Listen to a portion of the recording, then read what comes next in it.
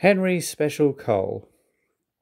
I suffer dreadfully and no one cares. Rubbish, Henry, snorted James. You don't work hard enough. Henry was bigger than James, but smaller than Gordon. Sometimes he could pull trains, but sometimes he felt he had no strength at all. Sir Topham Hatt came to see him. What's wrong with you, Henry? You've had lots of new parts and new paint too, but they've done you no good. If we can't make you better, we must get another engine instead of you to do the work. This made Henry, his driver and fireman very sad. Sir Topham Hatt was waiting when Henry came to the platform. He had taken off his hat and coat and put on overalls. He climbed onto the footplate and Henry started. Henry is a bad steamer, said the fireman. I built up his fire, but it doesn't give enough heat. Henry tried very hard, but it was no good. He had not enough steam, and they stopped outside Edward Station. Oh dear, thought Henry sadly, I shall have to go away. Edward took charge of the train. Henry stopped behind. What do you think is wrong, fireman? Asked Sir Topham Hatt. The fireman mopped his face. Excuse me, sir, he answered, but the coal is wrong. We've had a poor lot lately, and today it's worse. The other engines can manage, they have big fireboxes. Henry's is small and can't make the heat.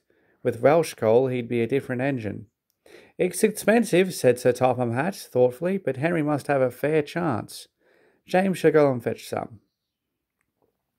When the Welsh coal came, Henry's driver and fireman were excited. Now we'll show them, Henry, old fellow.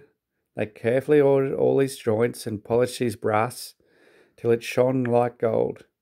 His fire had already been lit, so the fireman made it carefully.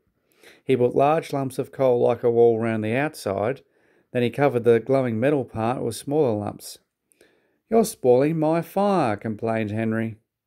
Wait and see, said the fireman. We'll have a roaring fire, just when we want it. He was right.